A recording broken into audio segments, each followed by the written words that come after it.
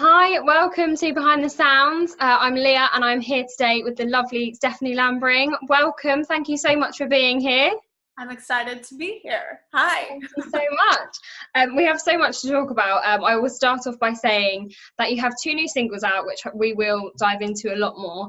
And you have a new album coming out in October, which is very exciting.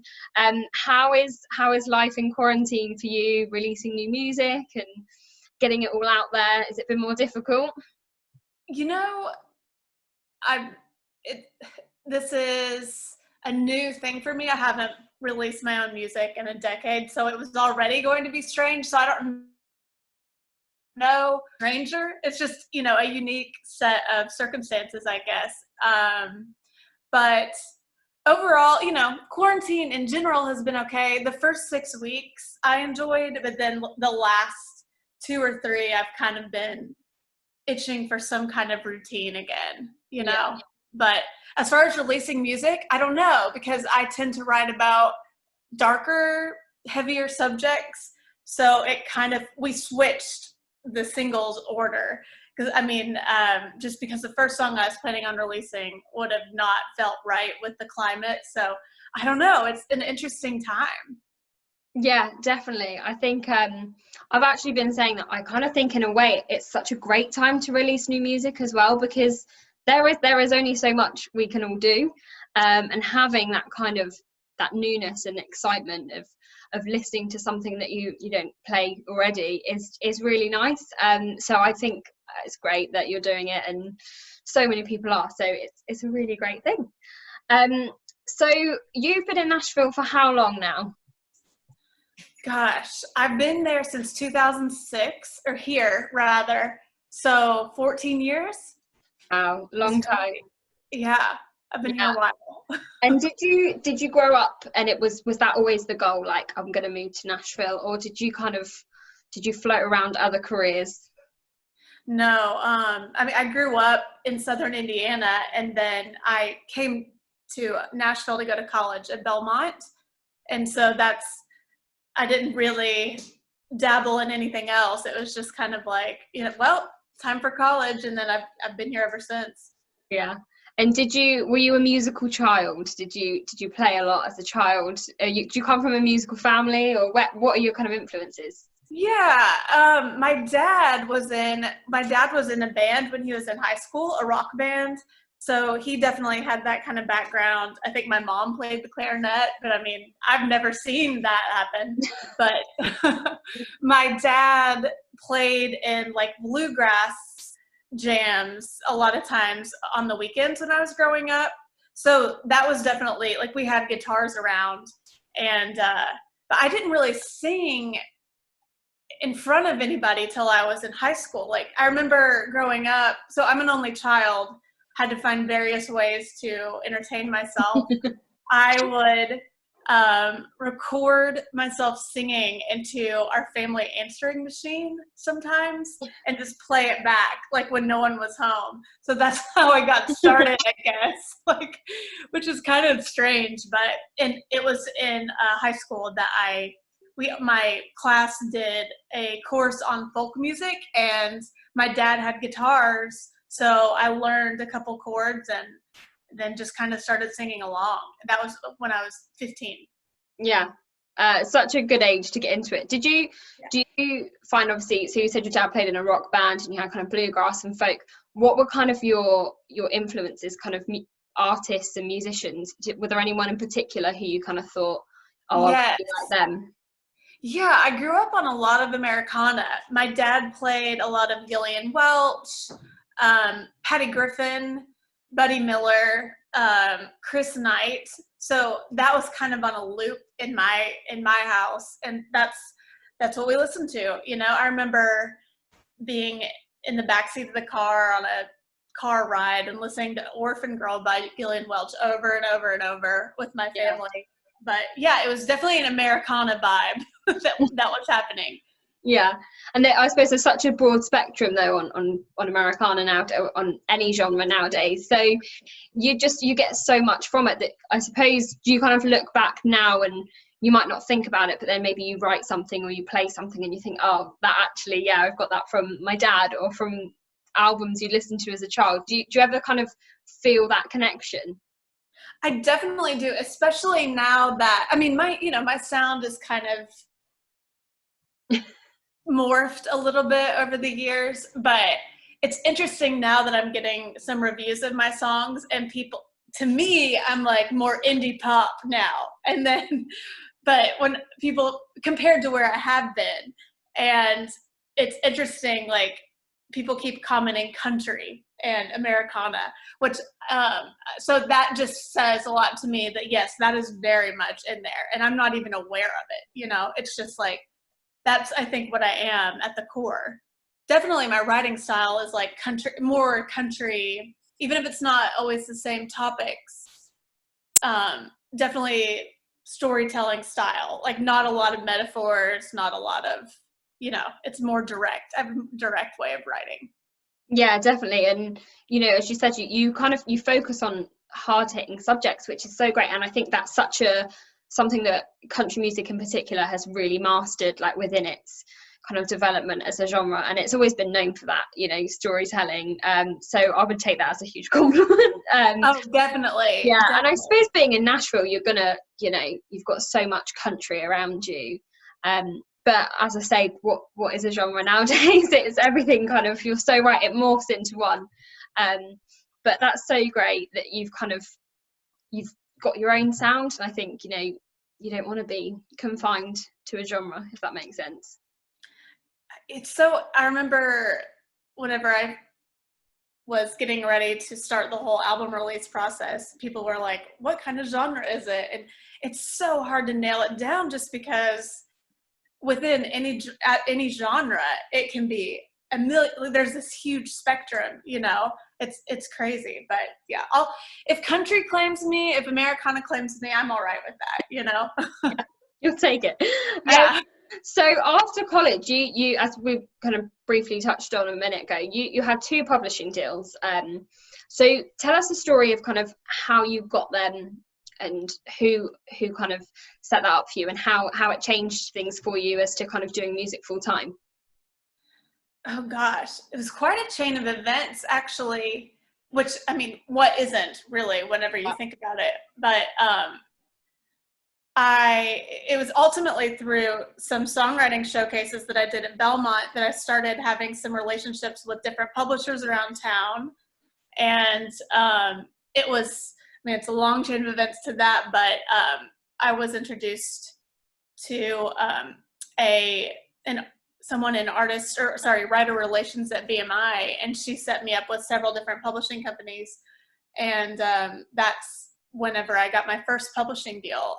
It was with a company called, BMG, which is a huge company. Yeah. It was, whenever I joined, there were only like 9 writers in our little, wow. Yeah. But over the next few years, they merged with several other companies. So it became a bigger, and now it's massive, you know? Yeah. But yeah, I just kind of, I don't know if, I don't want to go on and on about like how I got the deal. But I wrote, you know, I started co-writing. Before that, I didn't co-write really. I had maybe written with 2 other people. Yeah. And so whenever I signed, that kind of threw me into that world, which was overwhelming. And then also I got to learn the craft. Mm-hmm. Yeah. Did you find, obviously, like we were just talking about genres, did you find that you were kind of thrown into writing country music, and that was, were you writing for specific people, or was it kind of just put you in a room with people, see what happens? At that time, I don't feel like I usually wrote with the intention of someone in particular cutting the song. It mostly paired up with different people, because at that point I had written with virtually no one. So it was kind of like, let's see who this works with. But there are, and I'm sure you've discussed this with many people, but there are, I think they're called pitch sheets. where like I would go to different publishing companies and I would see like they'd have a chalkboard wall, like chalkboard wallpaper, and it would be all these artists that are looking for songs, and it was kind of a way to probably give you some focus. Like if you weren't feeling, I don't know, it just gave you a little bit of direction if you wanted that or needed that. Yeah. But I in general did not write with that mindset. Yeah. And is there anyone, kind of looking back in your first few co-writes, because as you said, it was completely new to you, is there any writers that you kind of look back and you think writing with them changed something? Or I know obviously you learn from everyone, but is there anyone in particular that you really kind of take completeness from, if that makes sense? Kind of you say, oh, I learned so much from them. You know, this sounds terrible, but I cannot really think of someone. I think at that time I was so overwhelmed with the newness of how it all worked that the people from my first publishing deal that I wrote with, I didn't really continue. It was my second publishing deal, I feel like, where I established more long-lasting relationships. I had great experiences at BMG. I wrote with a bunch of huge writers, but like I didn't feel like I wasn't like taken under someone's wing, or you know what I mean? Yeah. So yeah, I don't really have that feeling, other than it just was a huge learning experience. Yeah. And then is it Carnival Music you went to? Did you go straight after BMG? I did, yes. I mean, I knew we had it lined up that I would sign with them within 2 or 3 months of me being done at BMG, but it takes a while to get contracts worked out. So I did like a brief stint of like basically being a nanny and personal assistant and kind of helping teach helping homeschool some girls with this really cool family. But yeah, I did that for like 6 months, and then I jumped back into the publishing world. Yeah. And how long were you with Carnival Music for? Because it was longer than BMG, right? Yes. So I was BMG for 2 years, and then I was at Carnival for 3. Yeah. And obviously, as you just said, that's kind of where things changed and kind of progressed a lot more for you, would you say? Yes, definitely. With them, is that right? Am I right in saying that you kind of, as a writer, and I suppose kind of as with artist development as well, is that where things changed for you, would you say? To a certain extent, yes. I mean, Carnival is just this really cool, offbeat personality. Like it's a collection of really interesting people, and the owner is Frank Liddell, and he's awesome. He would be one of the people that I would say has been most influential. He always had a gift for telling me what I needed to hear and kind of taking away if I were feeling anxious or full of doubt or something. He just had a way to put me at ease. But I mean, being at Carnival is what gave me the connection to the show Nashville. That's how I got several songs on there. I started writing with Haley Witters, and she was one of the people that we wrote all the time. And she still is a Carnival writer. So just like fostering that relationship, I wrote a bunch with Andrew Combs, and he's an awesome Americana artist. Just like, I feel like I was able to dive more into the kind of music that I like to do, that feels more like my soul music, Yeah, definitely. And you did a lot of kind of gigs with them as a songwriter, I suppose. Were you there solely as a songwriter, or was there kind of, you were in it to write your own music and to release your own music? Because I know you dabbled in it over the years, I suppose. So was it a focus on yourself, or was it more, no, I'm here to be a writer? I would say it was definitely more focused on being a writer. I would say I was confused. My vision was like kind of blurry, but my role with Carnival was definitely more writer. Yeah. Yes. But I was like, I still always had that, like, just that unrest inside of me, because I wanted to be an artist too, And when you kind of played shows, what did you focus on? Was it you focused on songs you'd released, or kind of unreleased and things that potentially you were going to release? Was there a sole focus, or did it vary kind of gig to gig? I would say I never released any of the songs. You know, I had a little EP that we did. It was basically a collection of demo sessions. So I guess that counts as being released. I would say I more so just performed the songs that I hoped someone would hear, and it would like take it, whatever that meant. Like if it were for another artist to record, or if someone heard me singing it and they thought, oh, well, you know, I might see something with her. I'd say it was probably more of a combination.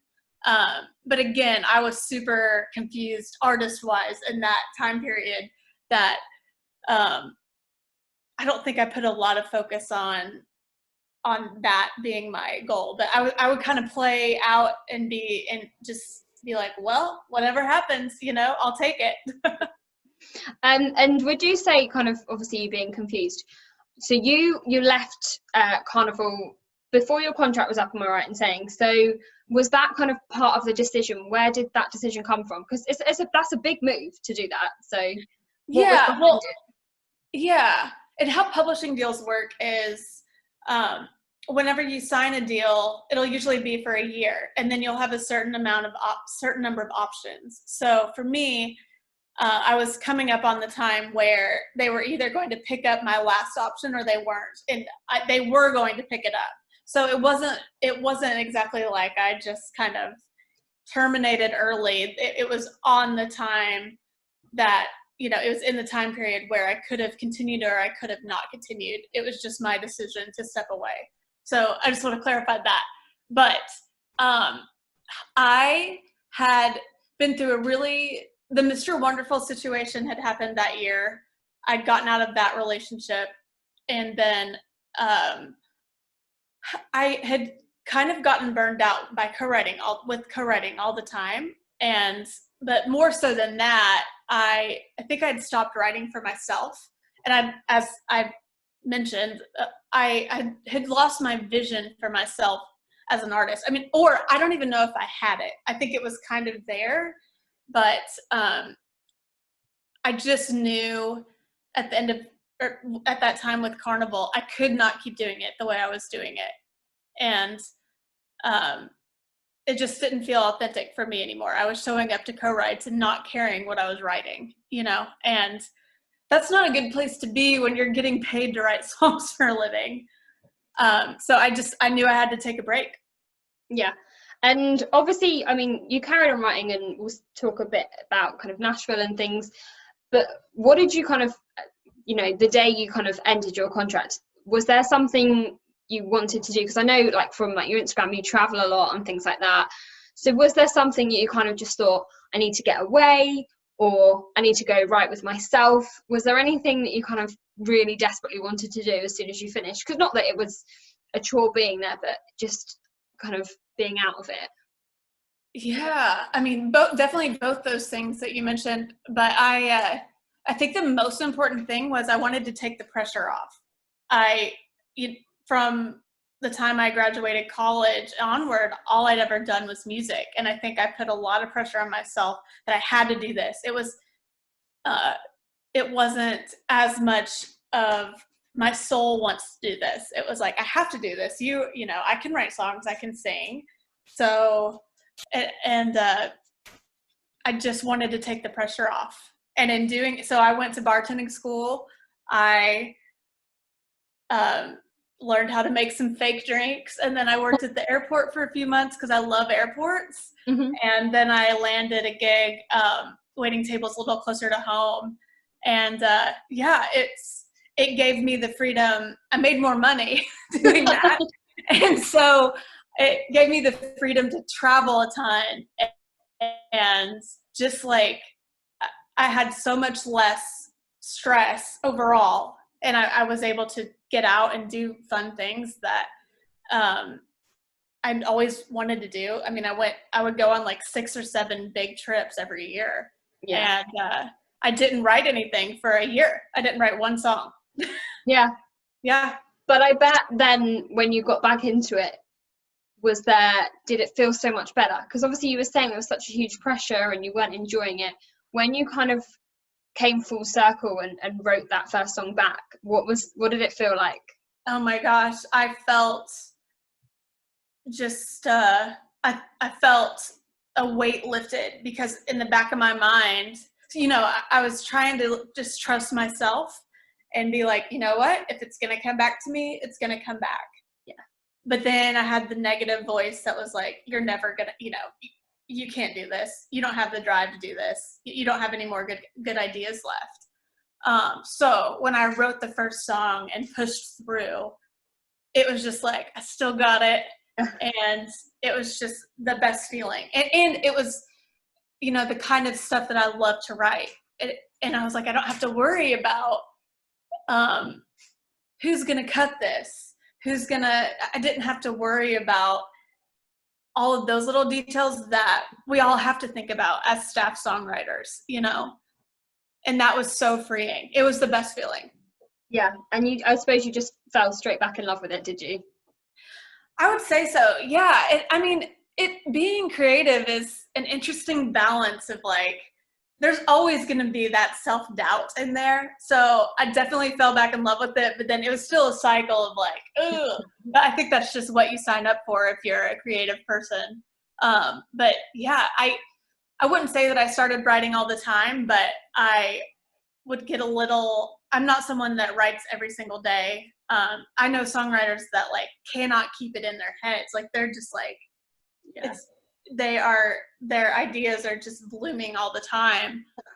But it felt like there was purpose back in my writing again. And that was just like, that was the best feeling. Yeah, amazing. And so we have to talk about Nashville, which for anyone that doesn't know, which I'm sure you'll do, was ended on CMT. You wrote quite a few songs for the show, including ones that obviously Connie Britton sang and Charles Eston and Claire Bowen. How did that come about? You said kind of obviously it was related to your carnival relationships and things, but how did that happen? And again, did you write for the show, or were they songs that already existed? So for 3 of the songs, so I've had 4 songs on the show. 3 of the songs were just written.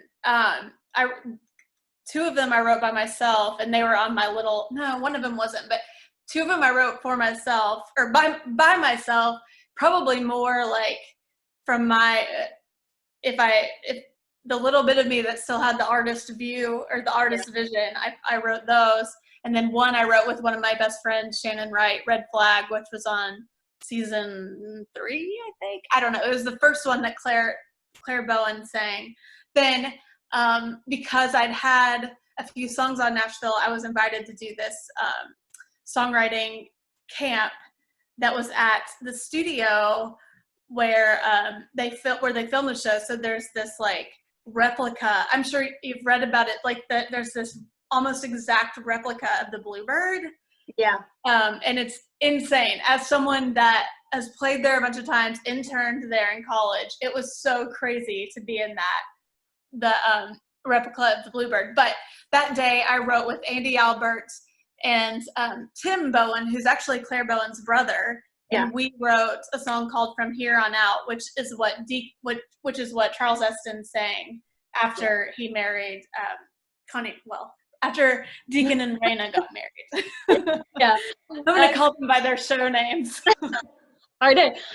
So I don't know. I mean, here, particularly in the UK, Nashville was huge, and particularly for kind of the UK country community, which is getting bigger and bigger. But that was something that brought so many new fans to country music here. And I mean, I know still when Charles Eston performs here, he sells out instantly. And they do a lot of shows here still. Obviously Sam Palladio is from here, but it was a massive kind of deal here, particularly for country music. Did you find that over there, obviously being in Nashville, it was huge over there too. Did it change things for you for a writer? Did you feel like you had kind of more opportunity, or were there more recognition, things like that, or did it kind of feel the same?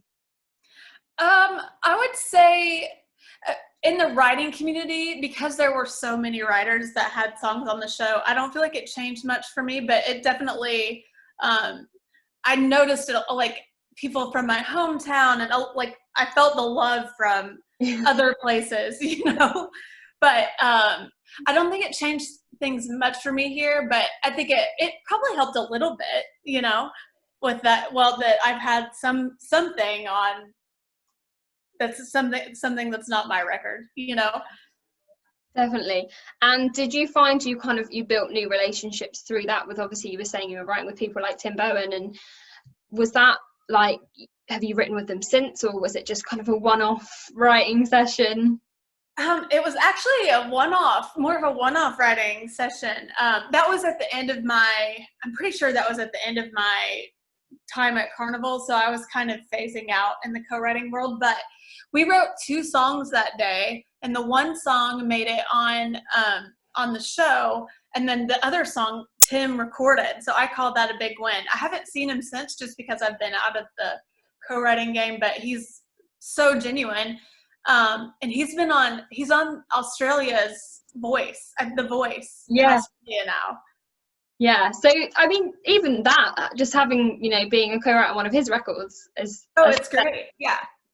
That's what I love about kind of talking to writers, is that there's no small feat, and there's nothing that's like, oh yeah, it's just a song. Everything's not a huge deal, but everyone's appreciative of, and you know, you'll never kind of just shun a song, if that makes sense. Do you feel that as well? Like anything you do, you're happy to be a part of? Like, I think so. I think I know what you mean. Maybe you clarify your question. I like just having something out there in the world. Yeah. It kind of, do you always feel proud of what you kind of put out and happy to be a part of, or is there anything that you've maybe released that you think, oh, you know, that could be better, or I wish I hadn't have maybe been a part of that? Yeah.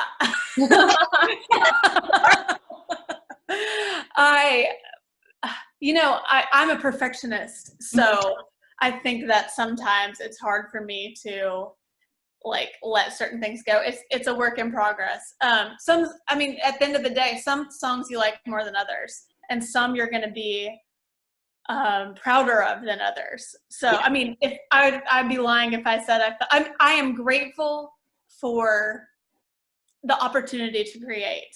Yeah. And but there are some songs that that I don't love as much as others. Fair enough. That's what I was getting at, kind of. Yeah. So obviously we're going to talk about your return to artistry, but I had a question just from like stalking you almost on Instagram. You being a part of Nashville and being in Nashville, you've seen so many other people and artists on stage, and I'm sure at kind of songwriters rounds and things like that.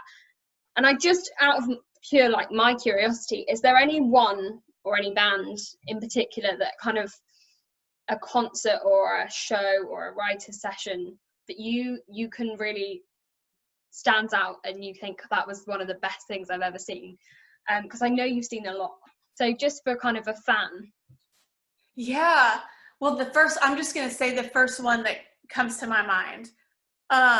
One of my favorite venues in Nashville is called the High Watt. It's this cool, like, moody club.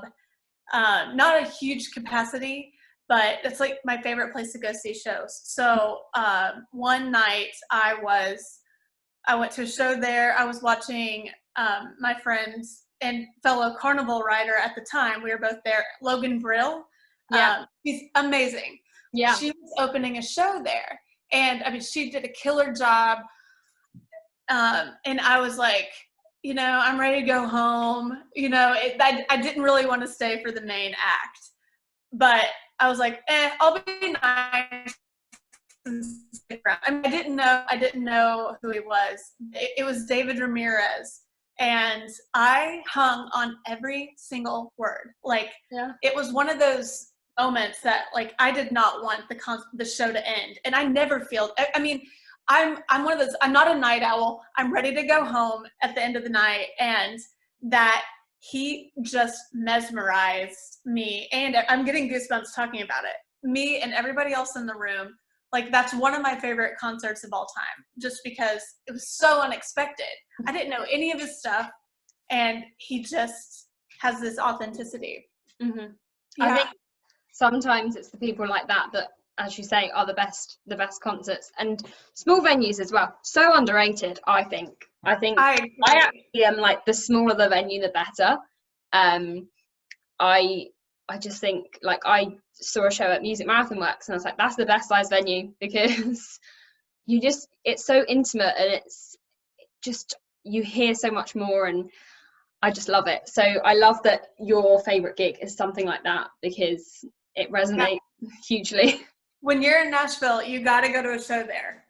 Definitely, I'm adding it to the list. Yes. So sorry, that was a bit off on a tangent, but I just wanted to ask, because I know you've seen kind of endless amounts of people. Oh my gosh. And there are so many more to mention, but that's just the one that, like, oh my gosh, incredible. What about writing wise? Is there anyone that you've sat in a room with and you've just been blown away? Because you've written with some really amazing people. Yeah. I mean, I have to say Lori McKenna. Holy cow. I mean, I'm sure you get that a lot, but whenever I was at Carnival, I had the opportunity to go up to the Boston area and write with her a couple times, and you just go over to her house, and she is just, I mean, she is this fountain of brilliance, and you don't feel intimidated, because she is just that approachable and just down to earth. And also the brilliance that comes out of her mouth, so that's definitely one of them. I love my experience with Haley Witters has been amazing too. I mean, she's such a good, real writer. She's amazing. Gosh, there's so many people, but it's Lori McKenna, man. She just is. She's a force. I mean, there's a reason why she is who she is, and she's so respected by the music community. I wrote with Hillary Lindsey once too, which is really interesting. Like, I'm amazed, and Tom Douglas, I'll say the same for him. Like, they will just step away for a minute, and then they'll come back with an entire verse or chorus. Yeah. I don't, like, it is unreal that they're able to just, it's so poetic, it's beautiful, nothing needs to be changed. Yeah, I've heard that a lot about Hillary Lindsey in particular, that I think I heard once that, like, the first, like, chorus, the verse and chorus of Girl Crush, she just literally just sang, and I was like, wow. I believe it. Yeah, I mean, obviously Laurie is just a force of nature, as she said. She's come up in every single one of these conversations I've had with songwriters, so whether they've been from Nashville or not. So you must feel so honored to have written with her, though. Oh my word, I know. It's like some of the best co-writing experience. I would be there for like 8 hours, and you don't feel like it's been a long day. I've been in co-writes where 1 hour felt like a long time. Yeah. So she's amazing. Amazing. So you had some more kind of co-writes that got released. I know we've spoken about Claire Bowen from Nashville, so you had a song on her album, and also Terry Clark, which I want to speak about, because as a female artist, like, she is one of the all-time greats. So what was that like? How did that come about, writing for her? Oh my gosh. Well, my friend Erin Enderlin, who's an amazing artist and songwriter, she had this great idea, and she chose me to explore it with, and I'm glad she did. And we wrote the song. She and her friend Alex Klein who is an awesome songwriter, producer in town. Alex, I think, worked with Terry. Like, Alex produced Terry Clark's album. But there's a connection in there somewhere. Yeah. and Erin is friends with Terry, so she sent her some songs, and Terry just loved it. And I mean, it's unbelievable. She had a listening party a couple years ago, shortly before the album came out, and I went into this recording studio with all the other co-writers on the record, and I mean, to hear her, she loves that song, which is awesome. And she was just talking about she just had the kindest things to say about it. And I've heard, my dad sends me video clips of her singing the song and introducing it. And it just means so much that, I mean, I grew up singing her songs in these little country operas. Like, once I started singing in high school, there are all these little country music shows in Southern Indiana, where I'm from, where you go and play like 5 or 6 songs with a house band. And I would sing Better Things to Do, Poor, Poor, Pitiful Me. And I mean, she was huge, I mean, she's massive. She's amazing.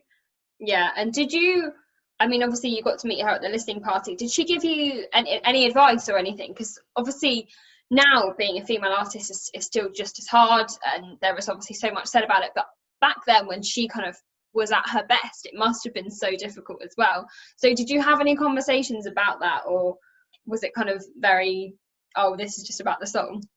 I didn't really get a chance to really dive in with her, because everybody else, I mean, there are tons of other writers there, but I mean, she could not have been kinder or more down to earth. I mean, she just said she loved my writing, all of that. That's all I need. So that must have given you a lot of confidence as well, because I know you said obviously you lost quite a bit of confidence in your writing and in yourself. Was that kind of something that, getting a song on a record like as big as hers, was that something that kind of made you think, yeah, I've got my groove back? Was it a good confidence booster? Yeah, I mean, I wrote the song with Erin while I was still at Carnival. But that said, like, I have little things that kept happening over those few years that I was taking my break, that were little signs or little boosters along the way that just made me feel like, okay, you still got this, you're on the right path, So, and that was, I mean, obviously one of them, just that she chose that song for her record and did such a good job. And that was definitely one of those moments. Yeah, amazing. So talking of those moments, so your new album, it's been announced, will be coming out in October. You've had 2 singles released already, so Mr. Wonderful and Little White Lie. We'll dive into both of them a bit, but obviously you said there were kind of little moments, but was there one particular moment where you were like, right, this is it, this is going to be my record? Because it's been 11 years, is it, since you've even kind of written your own music? So it's a big thing anyway, but to kind of have that break, was there, obviously you said there were a few moments, but was there one thing in particular that said, right, let's do it, this is the record, let's go? Well, I hadn't finished, whenever I started recording the record with my producer, I hadn't even finished, I didn't have all the songs yet, you know, but I would say the biggest thing for me in that time period was, there's a venue called Eddie's Attic in Atlanta, and it hosts a songwriter competition every Monday night. So probably like 6 or 7 months after I left Carnival, I went down and played in their Monday night open mic. I ended up winning that night. And then the winners of the Monday night come back and they do like a competition for 6 months worth of Monday night winners. Yeah. And I won that. And that was when I went and played that, I played the kind of songs that I wasn't so much thinking about, okay, what's going to please the audience. I was thinking, what do I love to sing? And I did that. And then it was just validation for me when I ended up winning. And it just made me, that was like the biggest thing for me, to kind of And it was months before I started writing again. But that was the thing that really made me be like, okay, you can still be an artist. It was more so like giving me the artist, that little boost. Yeah. And so Mr. Wonderful, which it came out in April, you said you kind of had a change around with the singles. Was this one that was intended to be released? Or Yes. Yeah. I definitely wanted to release it, but I was planning on, it would probably have been the second or third one. But the first one that I was planning on releasing just did not fit. But I thought, well, maybe Mr. Wonderful, and then felt really weird about releasing anything with just the climate. Yeah. But I was feeling kind of conflicted about releasing music, and I turned on the TV and it said that, like flashing across the screen was domestic violence reports are up 55%. Mm-hmm. And I was like, well, I feel like this is the sign that I needed to put it out, because, you never know who might find who needs to feel like they're not alone. You know what I mean? Definitely. And it's such a heavy song, but in a way that it's the song that needs to be heard, I think. And I suppose you probably, obviously from releasing it, feel that too. It's a very personal song as well, because I know obviously you were saying he's a person. Why was it a hard choice to even record it and to release it, because it was so personal? No, like it was one of those things where I knew I needed to write it and release it. But this relationship for me was years ago, and I didn't even write the song till probably 3 years after the relationship ended. So I had a lot of time to reflect on it, and I think that's what ended up helping me write the song as well, is that perspective. You're not in the middle of it, doing with all of that. So I think enough time has passed for me to be comfortable putting it out there. Yeah, definitely. Like within a year or two after the relationship ended, heck no. But now, yeah. That's fair enough. And then obviously Little White Lie, which came out on Friday, was that a song you knew you wanted as a single? Was it something that you were like, yeah, this is the right time for this song, or was it a harder decision? Well, we knew that one was one that I wasn't sure if it was going to be a single, but whenever I played it live, a lot of people seemed to resonate with it. So I don't know if the timing, I don't think it was necessarily like the time feels right for this particular subject. I mean, that happens, heartbreak happens all the time. So I feel like there's not a bad time for that. I mean, unless you want to hear a happy love song, then that. But my publicist and we decided that we wanted that song to be out. I have this team of people like trying to, we're trying to figure out which ones are, which ones to put out there. But Little White Lie was not always one that was going to be released. Yeah, and it's interesting because obviously you say it's a relatable song. When I first heard it, literally within kind of the first few lines, I went, yeah, we're all guilty of that. So you're so right in that it's such a relatable song. Is that something that factors into what you release? Probably, yeah, definitely. Just because you want it to resonate. Like ultimately, like for me, I a lot of times write to figure out my own stuff, and then but with the ultimate hope that it helps somebody else. Yeah. And so when you're releasing music, you want it to be relatable, and that the more people it can relate, that it definitely is a factor. And some of it is just like what feels important at the time. But I would say it's definitely a factor, definitely for this song, especially. Yeah, definitely. And I know you're gonna play hopefully that for us. So we are gonna have to wrap things up quite soon. But I want to ask you some quick fire questions. So if you're happy, I'll let you play a song, and then we'll kind of answer some quick fires. Sounds good. If that suits. Yeah, I'm gonna take a little sip and then. Perfect. I will pop the screen on you. Okay.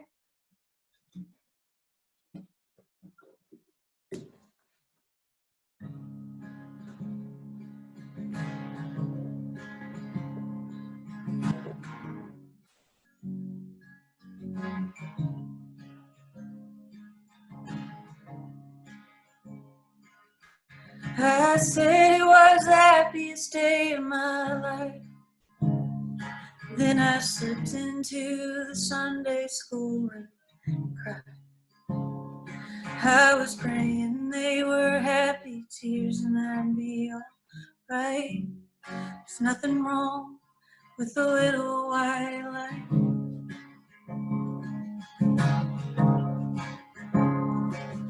I posed with all my new and old girlfriends in the dresses we would never wear again. We shot tequila in communion cups to calm the butterflies. There's nothing wrong with a little white light.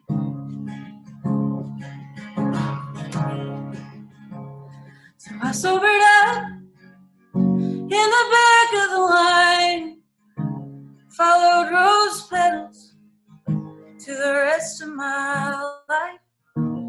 Said I would love him till the day that I died. There's nothing wrong with a little white light.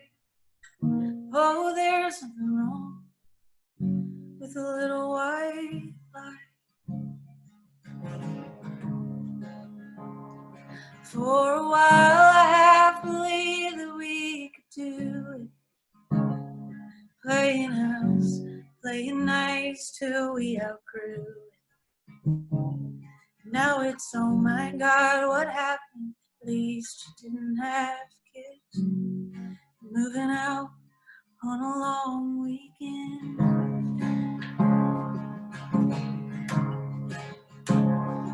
And I can hear the lonely echo in the kitchen, the kind that lets you know that something's missing. Take one last look through the closet behind my little black dress. I'll find my little white light.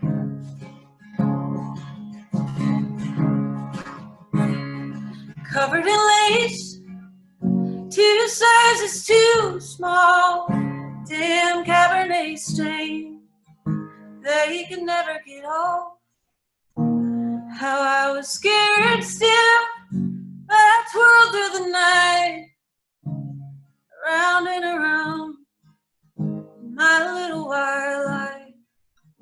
All covered in lace, 2 sizes too small.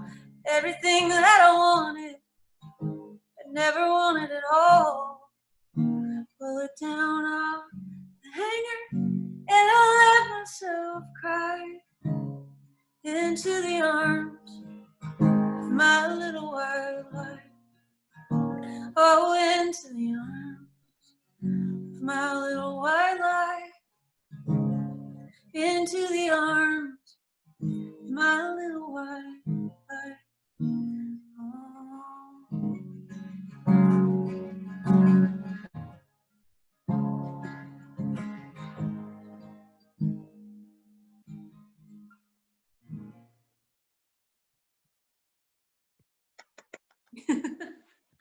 That was great. Thank you so much for that. I will add that is out now, and it is on the album, which comes out October 23rd.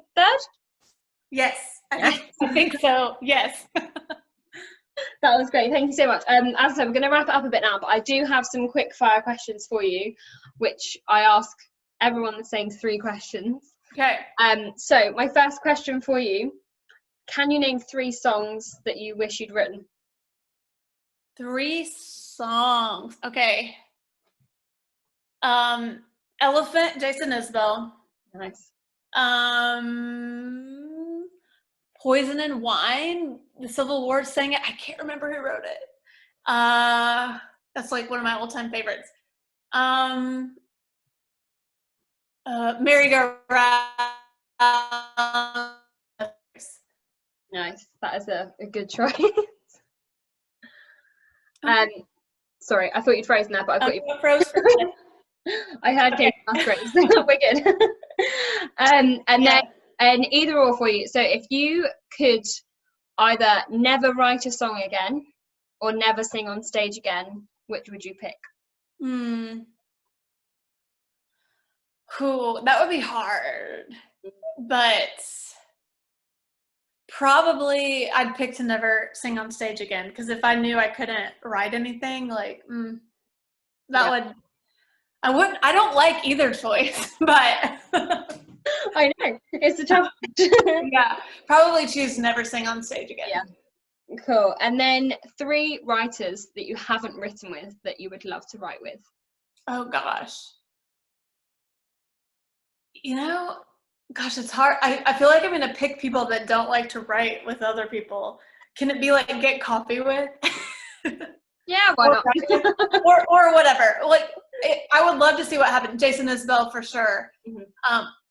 Let's see, Patty Griffin, Noah Gunderson. Nice.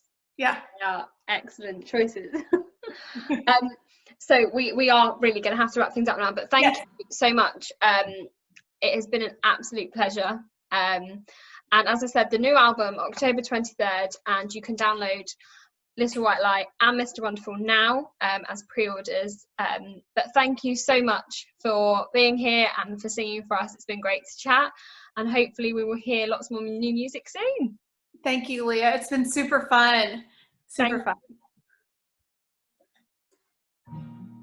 All right, I'm gonna sing another song that's on my upcoming album. It just feels kind of appropriate for the climate we're in. So here we go. Thank you all for listening.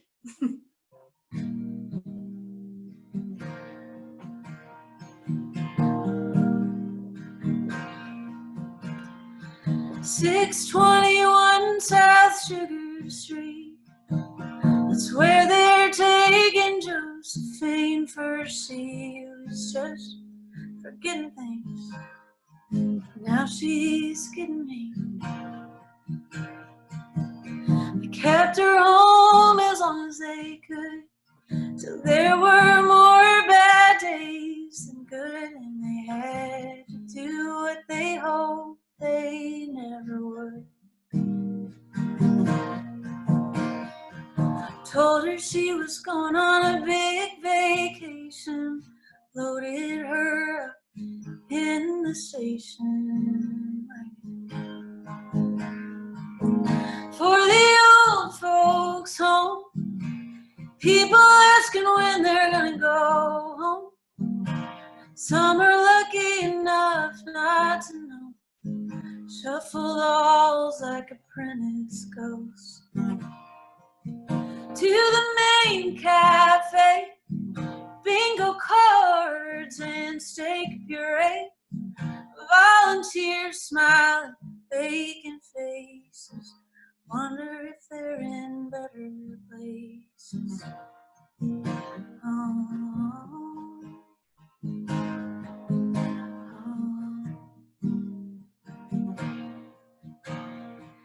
Benny still has his mind. They still talk to him like he's fired, loud and slow and high pitched, like they're stuck on autopilot. He wheels himself over to the east wing to see the Sunday paper crossword queen. They tell stories about the things they've seen while they still got memories. Everything is a little less worse when someone sees you like a person. At the old folks' home, people asking when they're gonna go home. Some are lucky enough not to know. Shuffle the halls like apprentice ghosts. Past a sad gift shop, where good granddaughters buy their afterthoughts. Pink flowered cards signed love you lost. For a moment you don't feel forgot. Oh,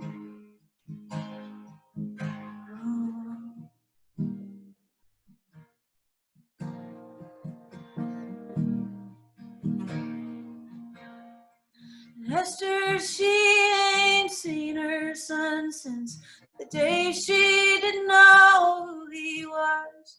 He left her with a check and a hug and hoped that it was love.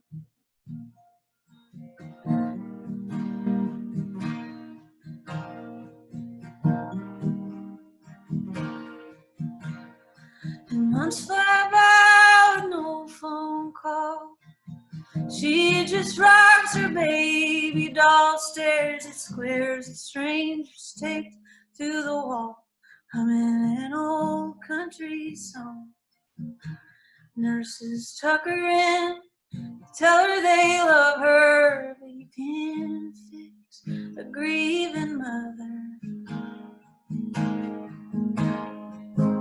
At the old folks' home, people asking when they're gonna go home. They stop asking when they just know. Shuffle walls like apprentice ghosts, locked up in God's waiting room. No such thing as gone too soon. The body's tired and the mind is too.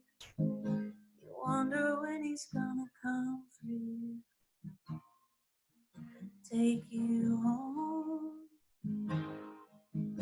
take you home, take you home.